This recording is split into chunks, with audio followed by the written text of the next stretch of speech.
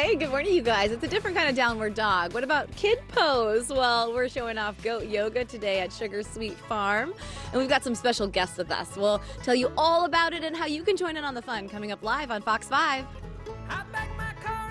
Goat yoga has grown in popularity, and Heather Lake is showing off how one local nonprofit is taking advantage. Goat yoga. Heather, hi.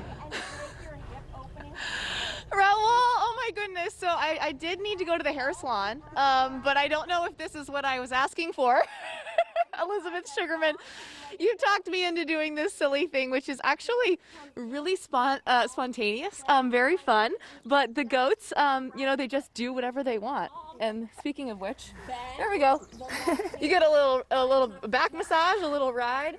I always ask myself when I heard about goat yoga, why goats, not chickens or pigs or any other animals? Like, what do they do that makes it such a fun and interesting experience? Oh, great question, Heather. I think it's just they're so silly. They live in the moment, they're fully present, and they remind us to do that too. We kind of take a cue from them. We're hurried and scheduled all the time, but these goats, they just remind us to live in the moment, be spontaneous, and they're just no agendas. Yeah. How long have you been doing this? Because it's really picked up steam. I've heard so many things about goat yoga at certain farms, but here at your farm, you had this really cool area right here on what used to be a tennis court. Yeah. And so people have just really been drawn to it and wanting to do it. We were surprised to have such a strong reaction to it. It kind of grew organically from a 4-H project gone wild.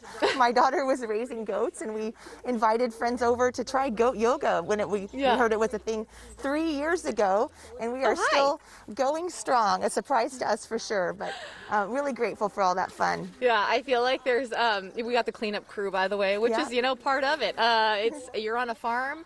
Part of your tours are kind of getting to enjoy everything, including the goats and the animals and the llamas that come along with it. By the way, we have some special guests that I want to talk to, so I'm going to kind of interrupt their yoga class, if you will. So if you haven't heard of the Challenged Athletes Foundation, Nico, I'm going to get you in your downward dog over here, or we're calling it kid pose today. You guys are with CAF. If people haven't heard about the Challenged Athletes Foundation, you can sit so you don't have to talk like that, which is fun. Tell me a little bit about it, just for people who have never heard of it before. So the Challenge Athletes Foundation was founded in 1994 to help people with permanent physical disabilities lead active lives through sports. We provide athletic equipment, funding for competition and training for any sport people want to do. Whether it's riding bikes to the kids when they go to the Paralympics and everything in between. Yeah, would you call this cross training? Absolutely. Hey, yoga is a sport. That's one of the things that we support. We actually have one of our challenge athletes here today, Danielle McLaughlin. I know, and Danielle's going to chat a little bit while she's holding the cutest baby goat ever. Obviously, you're an amputee, and you've been sharing your story with so many people. It's so inspiring. Can you give us all a little bit of your story? Sure, happy to share. I was diagnosed with synovial sarcoma when I was 16. It's a rare soft tissue sarcoma. Treated at Rady Children's Hospital. Ultimately lost my left leg after years of being an athlete and a soccer player. And felt really, really lost until I found CAF and received a grant for a running leg, and my whole world restarted again thanks to CAF. And I know we have a couple of challenged athletes out here today. You guys are so competitive. I've worked with your organization for so many years in San Diego. What is doing goat yoga like as part of kind of just getting out and doing a different sport? This is unlike anything I've ever done before. I am having a blast. I did not realize how soothing the goats would be. I like their outlook on life. It's a good reminder to just have fun and enjoy yourself. Are the llamas cracking you up? Because I can't not look at the llamas and laugh, and so it just makes me think of when you do yoga. You're always, they always say don't look at your partner, don't be competitive, but you are. There's no way. This is the only yoga class I've ever been to where I'm literally not thinking about anything that's going on except for these adorable animals. Yes, exactly. I really want to get to know the llama too, though. All right, well, enjoy that baby goat. So adorable. Thanks for being here today and just enjoying a little bit of goat yoga. How do people do this, Elizabeth, if they want to get involved? Is it only on the weekends or what? We do hold classes every weekend. We do private events as well, and we sign up on our website, sugarsweetfarm.com.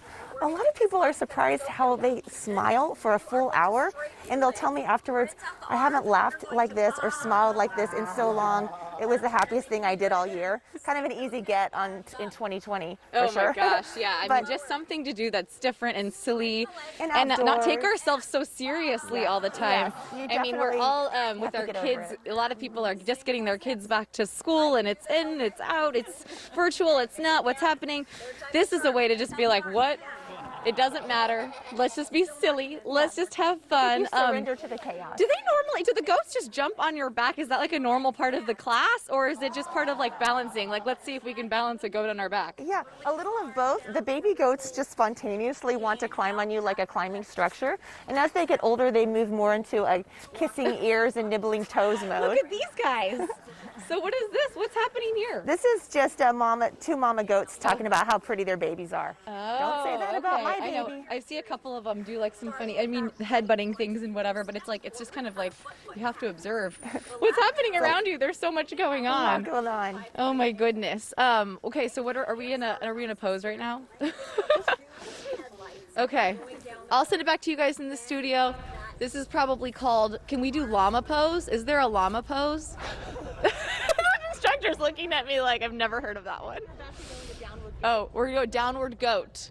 Downward goat. I can't hear you guys. My IFB must have caught out, but Okay. oh, there we go. I hear you now. I hear Downward you goat. now. I can hear you. Yes. I love Downward the goats. goat. Yes. Well, you enjoy that. That's goat yoga. Thank you, Heather.